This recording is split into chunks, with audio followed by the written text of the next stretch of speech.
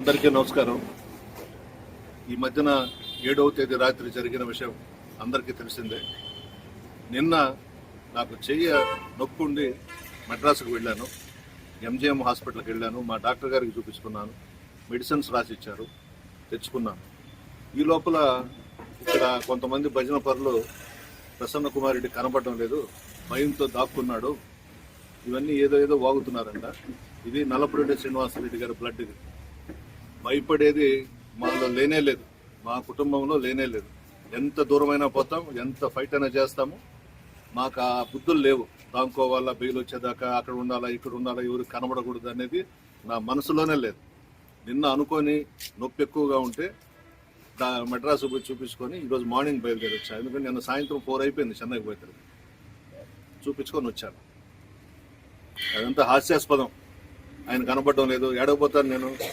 రండి, ఇప్పుడు వస్తారా, అరెస్ట్ చేస్తారా, తీసుకెళ్ళండి. నేనే పిలుస్తున్నా కదా పోలీస్ డిపార్ట్మెంట్ని, ఆమెని ఆ రాజమాతనే దగ్గర పెట్టుకొని రమ్మనండి, అరెస్ట్ చేసి తీసుకెళ్ళమనండి. నాకేం అభ్యంతరంలా, జైల్లో పెట్టినా హ్యాపీగా ఉంటా. కానీ జరిగిన దాని మీద మాత్రం పోలీస్ డిపార్ట్మెంటు నిజాయితీగా ఎంక్వైరీ చేసి అరెస్ట్ చేయాలి. మా దగ్గర వీడియోస్ ఉన్నాయి, మా ఇంటి మీదకి వచ్చిన వాళ్ళ వీడియోస్ అంతా ఉన్నాయి. దాంట్లో సీనియర్ నాయకులు కూడా ఉన్నారు. వాళ్ళ పేర్లు నేను చెప్పను, అందరికీ తెలుసు. మా వాళ్ళందరికీ ఆ నలుగురు ఎవరో.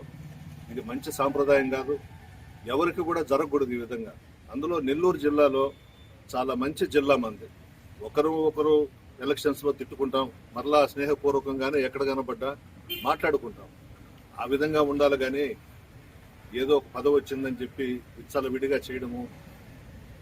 ఆమె చెప్పిందంట, ప్రసన్న కుమార్ రెడ్డి కాళ్ళు చేతులు కట్టి నా కాళ్ళ కింద పడేయండి తెచ్చని. చూద్దాం, అది కూడా రమ్మనండి. ఎవడొస్తాడో రమ్మనండి, ఉన్నా ఇక్కడనే నేను. మాట్లాడొచ్చా ఆ మాట? అంటే నడమంత్రపు సిరి కాబట్టి మధ్యలో వచ్చిన డబ్బుతో, అహంభావంతో ఈ వ్యవహారాలన్నీ చేస్తూ ఉంది. ఆయన భగవంతుడు చూస్తున్నాడు, ఖచ్చితంగా వాళ్ళకి శిక్ష వేస్తాడు.